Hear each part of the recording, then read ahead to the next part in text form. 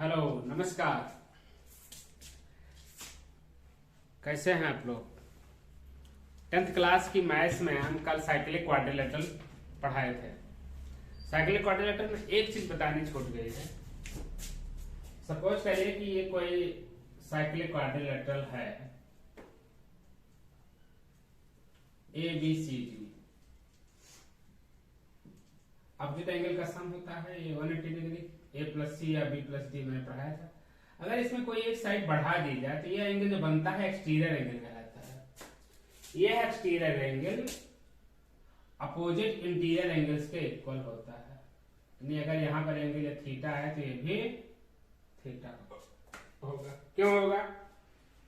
कि यह एंगल और यह एंगल मिला करके 180 डिग्री होता है। अगर हम इसको फाई कह दें, theta plus phi is equal to 180 degree होता है। इधर फाई इसके बराबर मिला करके 180 डिग्री होता है। यानी वही थीटा यहाँ पर भी तो होना चाहिए, थीटा प्लस फाई तभी तो 180 डिग्री होगी, क्योंकि यहाँ लीनियर पेयर बनता है। तो यह एंगल इस एंगल के इक्वल होता है। इसका बहुत यूज करेंगे, एक्सटीरियर एंगल आपका अ साइक्लिक क्वाड्रिलेटरल। इसी साइक्लिक क्वाड्रिलेटरल पर एक सवाल देखते हैं। एक सर्किल है,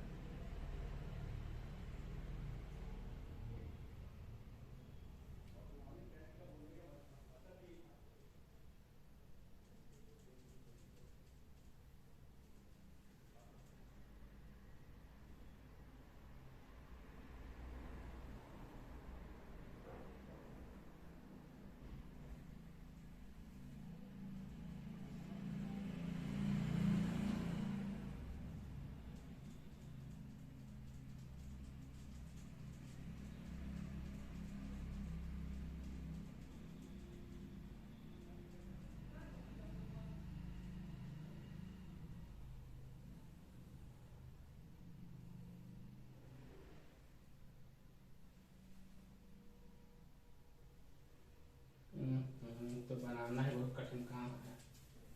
क्या हुआ? ऐसा करते हैं, क्या बनाना है? एक ट्रायंगल पहले बना देता हूँ। तुम वीडियो कट करता हूँ। नहीं नहीं नहीं, और ये हो गया।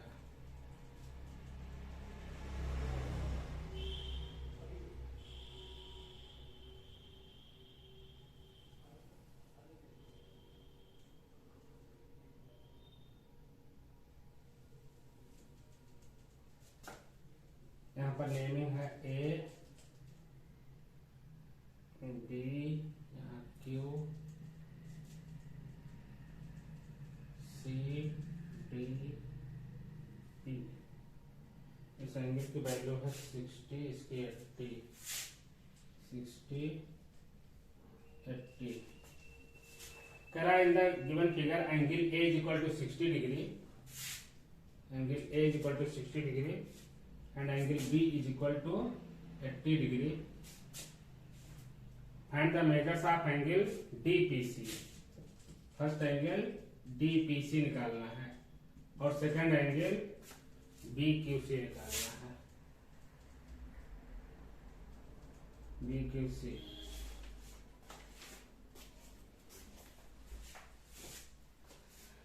एंगल DPC कहाँ है? DPC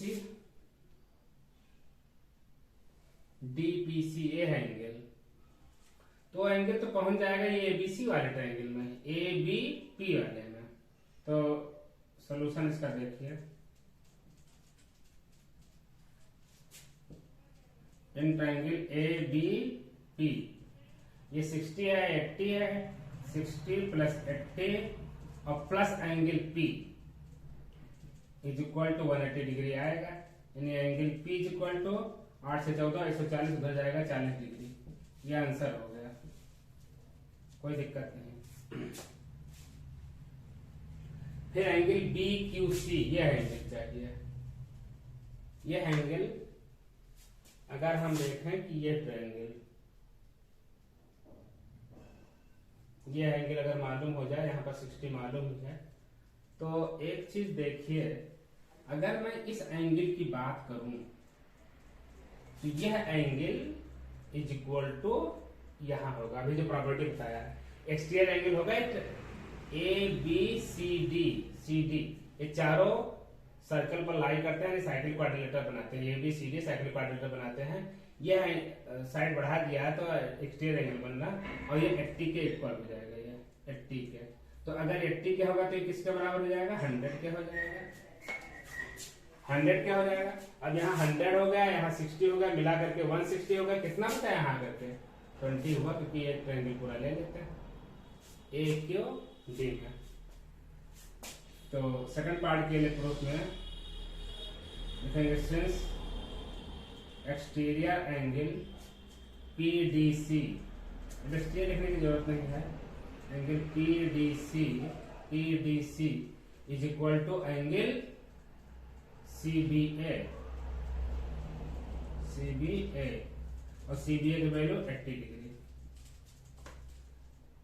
इसलिए एंगल ADC की वैल्यू कितना हो जाएगा, इसलिए angle ADC is equal to ADC पूरा 180 में से 80 माइनस कर दीजिए, 180 minus 80 is equal to 100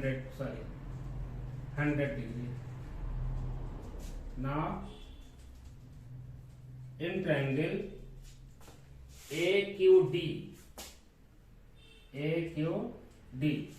AQD में आइए एंगल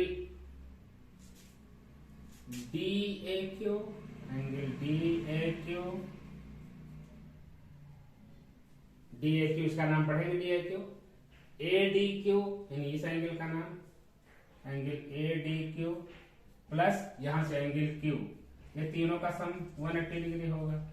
वैल्यू रखिए, DAQ भी निकाला है, DAQ तो मालूम है 60 डिग्री, प्लस ADQ की वैल्यू 100 डिग्री, जो ADQ है वही ADC है, यही एंगल ADQ है 100 degree, plus angle Q is equal to 180 degree. इसका answer angle Q is equal to 180 में से 160 गए 20 डिग्री, आंसर हो गया। इसी को कहते हैं BQC, एंगल Q मतलब angle BQC is equal to 20 डिग्री, आंसर। इस तरह से सवाल आता है, ये बहुत ही आसानी से हो जाएगा। अब कुछ थ्योरम्स देख लेते हैं। तो सर्कल पर क्वेश्चंस एक तरफ से करने शुरू हो जाएं। कुछ थ्योरम देखिए कॉर्ड पर।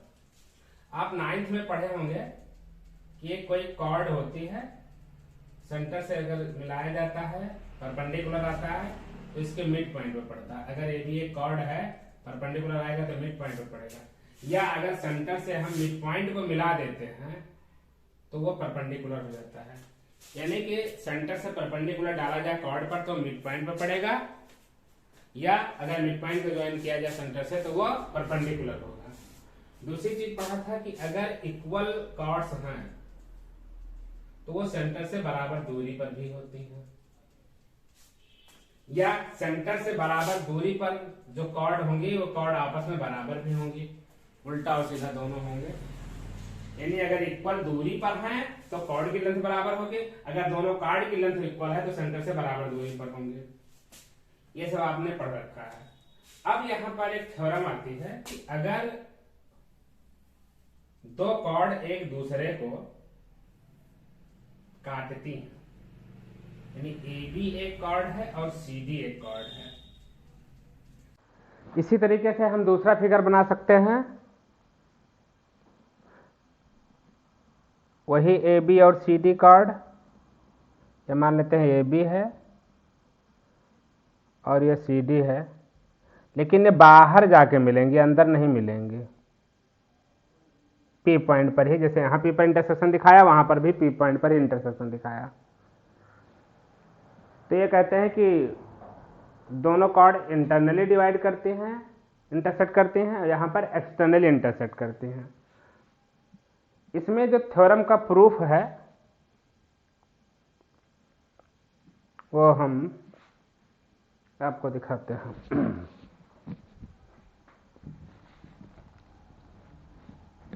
Given to prove construction proof. Given देखिए,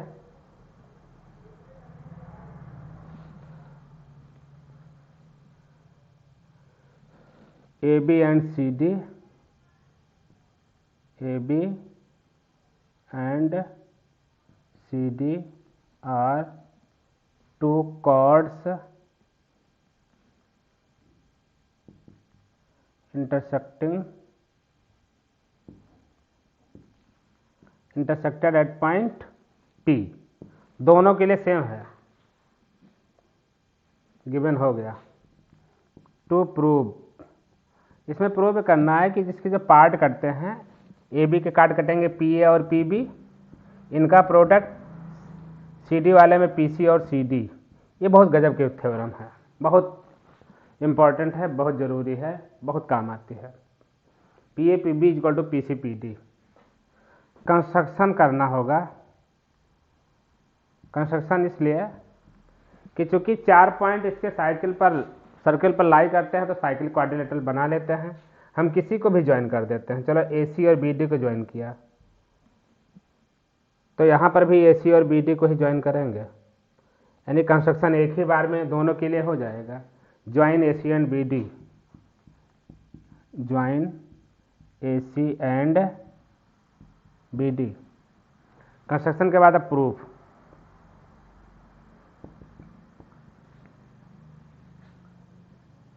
एक चीज आप देखें कि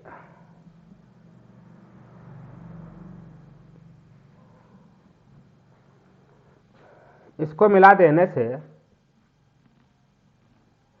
सीबी आर्क को देखिए, सीबी आर्क, सीबी आर्क से बनने वाला एंगल ये है, तो सीबी आर्क से ही बनने वाला एंगल ये होगा। दूसरी बात, ये दोनों वर्टिकली अपोजिट एंगल हैं, तो दोनों ट्रायंगल क्या हो गए, ए क्राइटेरिया से सिमिलर हो गए। तो मैं लिखता हूं एंगल, इसी तरह से अगर एडी आर्क लेते तो एडी आर्क से बना हुआ यह एंगल एडी आर्क से बना हुआ एंगल भी बराबर हो जाता। ट्रिपल ए लगा सकते हो, लेकिन डबल ए काफ़ी है। तो लिखेंगे since angle C A B is equal to C D B, angle C D B. नाम क्या देते हैं कि एक ही सेगमेंट में बने हुए एंगल बराबर होते हैं। इसका रीजन ये है, क्या रीजन देंगे, angle in same segment. Same segment किससे हुआ, अगर हम सी डी मिला देते, सी बी मिला दें, कॉर्ड बन जाए, तो इस कॉर्ड से उधर का एंगल उस सेगमेंट में बन रहे हैं, दोनों एक ही सेगमेंट में, और एक सेगमेंट इधर एंगल ही नहीं बन रहे हैं, तो एक ही सेगमेंट में बने एंगल इक्वल होते हैं। ये नाम दिया जाता है एंगल इन सेम सेगमेंट। दूसरी बात, angle A P C is equal to angle D P C. क्यों, वर्टिकली अपोजिट एंगल हैं, वर्टिकली अपोजिट एंगल्स हैं। तो दो चीज़ें हो गई, बाई ए क्राइटेरिया लगा देता हूँ, बाई ए क्राइटेरियन, दोनों ट्रायंगल सिमिलर हो जाएंगे। दोनों ट्रायंगल कौन कौन से, A P C similar to triangle, A वाला वर्टेक्स डी पर ही है, तो डी पी बी सिमिलर हो गया। सिमिलरिटी में क्या होता था, साइड्स के रेशियो लेते थे हम, साइड्स के रेशियो ले लेते हैं, जो दोनों इक्वल आए हैं उनके सामने की साइड ये होंगी, इक्वल ये वाले हैं, यानी कि P C upon P B, P C upon P B is equal to,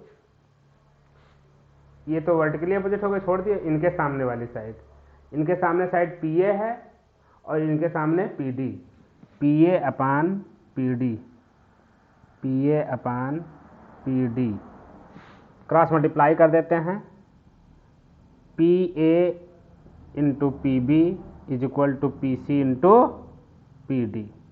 यही आपको यहाँ प्रूव करना था। P A P B is equal to P C into C D, गलत लिख दिया, P A C into P D होना था।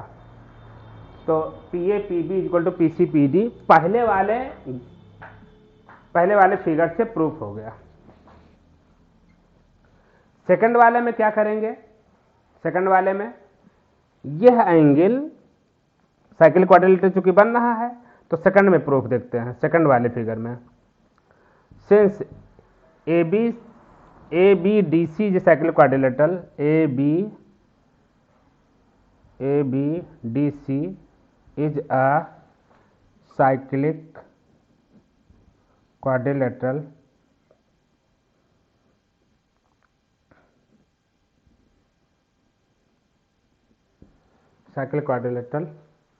इसका मतलब यह एंगल इस एंगल के इक्वल हुआ, यानी एंगल पी डी बी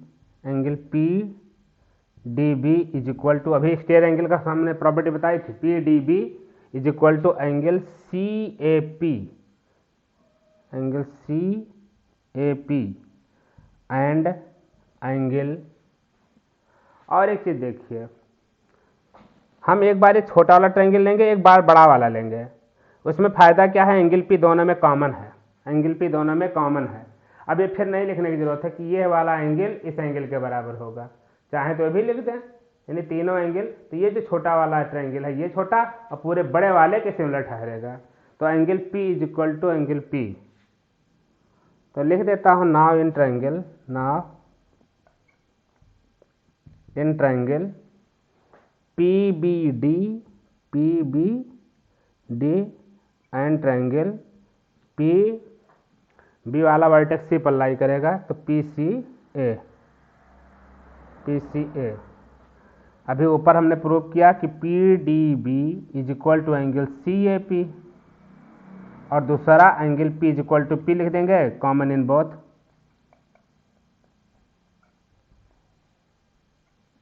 यानी कि ट्रायंगल दोनों सिमिलर हो गए। Triangle P B D similar to triangle P C A. बस रेशियो ले लेते हैं। अब इस वाले में यह एंगल है तो इसके सामने की साइड पी बी क्या होगी? P B. इस वाले के बराबर एंगल यह वाला है तो इस वाले के सामने बड़ी वाली साइड पूरी पी सी, तो P B upon P C is equal to. Next हम इस एंगल के बराबर इस एंगल को लेंगे। इस एंगल के सामने साइड है पी डी अपान इसके सामने वाली साइड पूरा पी ए, क्रॉस मल्टीप्लाई कर दीजिए तो P A P B is equal to P C P D. इससे प्रूव हो गया। यानी ये कॉर्ड की प्रॉपर्टी जाने है कि इंटरनल डिवाइड करता है, इंटरनल इंटरसेक्ट करता है तो भी थ्योरम यही लगेगी, एक्सटर्नल अगर इंटरसेक्ट करता है तो भी थ्योरम यही लगेगी। लेकिन distances will be measured from the point of intersection that is P. दूरियां पी से नापी जाएंगी, इंटरसेक्शन पॉइंट से नापी जाएगी, पी से सेगमेंट नापे जाएंगे, पी ए नापा जाएगा और पी बी, यहाँ पी सी और पी डी। यानी distances are the extreme points of the chords, extreme points ये भी हैं, are taken from the intersection point P, ये ध्यान है। तो गिवन एक ही रहेगा सबका, टू प्रूव एक ही रहेगा, कंस्ट्रक्शन एक ही रहेगा। प्रूफ के तौर पर चूंकि यहाँ अंदर का है तो इसका ये लिखने का तरीका बदल जाता है, लेकिन मैनर सेम है। सिमिलैरिटी यहाँ भी लगानी है, सिमिलैरिटी यहाँ भी लगानी है, डिसिम्प्लाई लगा दिया और ये थ्योरम प्रूव हो जाती है। तो बहुत ही ज़बरदस्त चीज़ मैंने बताई, P A P B equal to P T square, बहुत ही इंपॉर्टेंट थ्योरम है और ये छोटे छोटे एग्जाम में पूछा जाता है, चुटकियों में पूछा जाता है। आप इसको लगा सकेंगे। इसमें न्यूमेरिकल वैल्यू कैलकुलेशन के लिए कि ये 6 है, ये 8 है, ये 9 हो गया तो ये कितनी होगी, तो इसमें आसानी से लग सकता है। अब इसी तरह एक थ्योरम जो होती है वो P A P B equal to P C P D है यहाँ पर, वो दूसरी theorem P A P B equal to P T square, ये टेंजेंट में आएगी। और एक थ्योरम है अल्टरनेट सेगमेंट थ्योरम, बहुत ही इंपॉर्टेंट थ्योरम ये सब मानी जाती हैं। यानी अगर हम वहाँ शुरू करें ट्रायंगल से, तो ट्रायंगल में सबसे पहली थ्योरम आपने जो थेल्स थ्योरम पढ़ी बीपीटी, वो इम्पोर्टेंट। उसके बाद areas of two similar triangles पर थ्योरम 2 बताया। हाँ 2 हो गई। उसके बाद में सर्कल में आते हैं, तो सर्कल में ये P A P B equal to P C P D 3, चौथी ये P A P B equal to P T square, और 5वीं थ्योरम होगी अल्टरनेट सेगमेंट थ्योरम 6, और हाँ 1 डिग्री में मेजरमेंट थ्योरम जो हमने छोड़ दिया 7, और एक साइक्लिक क्वाड्रिलेटरल का प्रूफ कल बताया था 8। यही 8 थ्योरम, अगर 1-2 छूट रही होंगी, हमें नहीं लगता कि छूट रही होगी, अब हो जाएगा। तो ये 8 बेसिक थ्योरम हैं। और एक समय था जब थ्योरम का बाकायदा प्रूफ आता था। आईसीएसई में तो थ्योरम का प्रूफ आता नहीं है, लेकिन सीबीएसई में इन थ्योरम के प्रूफ्स आते हैं, एक थ्योरम कोई आ जाती है। और अगर न्यूमेरिकल भी आता है या सवाल भी आते हैं, तो भी तो थ्योरम की टाइप की प्रूविंग के लिए आती हैं। तो इनको जानना, इनको करना बहुत ज़रूरी होता है। और मैं जैसा लिखता हूँ बहुत ही शॉर्ट में लिखता हूँ, बिल्कुल डिक्टो इतना लिख देना है। इससे ज़्यादा लिख दोगे तो चलेगा, ठीक है, लेकिन इससे कम करोगे तो बेकार हो जाएगा, क्योंकि बेमतलब हो जाएगा। हमने उतने ही लाइन लिखा है जिसमें कोई कटौती नहीं हो सकती है, इससे और छोटा इसको नहीं किया जा सकता है। तो इस तरह से आपका ये क्लास आज का पूरा होता है। हमने साइक्लिक क्वाड्रिलेटरल के एक्सटीरियर एंगल प्रॉपर्टी बताई, उसके बाद में एक हमने न्यूमेरिकल बताया उस पर, और फिर तीसरा कॉर्ड की प्रॉपर्टी पर ये जो थ्योरम है ये हमने बताया, P A P B equal to P C P D.